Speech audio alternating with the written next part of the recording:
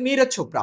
ఈ నీరజ్ చోప్రా గారు భారతదేశానికి ఒలింపిక్స్‌లో బంగారు పతకాన్ని అందించారు. 2020 టోక్యో ఒలింపిక్స్, 2024 పారిస్ ఒలింపిక్స్‌లో సిల్వర్ మెడల్‌ని అందించడం జరిగింది.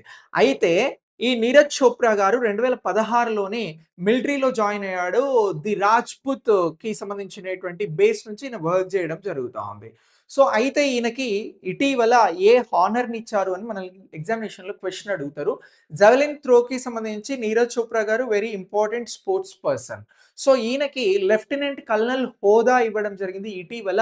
దీన్ని ఎవరు అందజేశారు అనంటే ఉపేంద్ర ద్వివేది గారు ఆర్మీ చీఫ్, అలాగే రాజ్‌నాథ్ సింగ్ గారు రక్షణ మంత్రి అందించడం జరిగింది అనేటువంటి అంశాలను మనం ఇక్కడ గుర్తుంచుకోవాలి.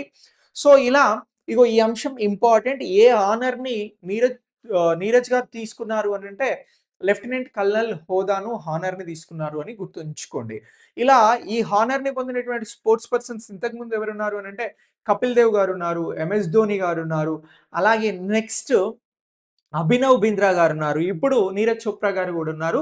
జావెలిన్ త్రోకి సంబంధించి ఈయన లెఫ్టినెంట్ కల్నల్ హోదాను ఇటీవల పొందాడు అని గుర్తుంచుకోవాలి. ఈ పాయింట్ ఆఫ్ వ్యూలో మనకి ఎగ్జామ్‌లో ఈ క్వెషన్ ఉంటది.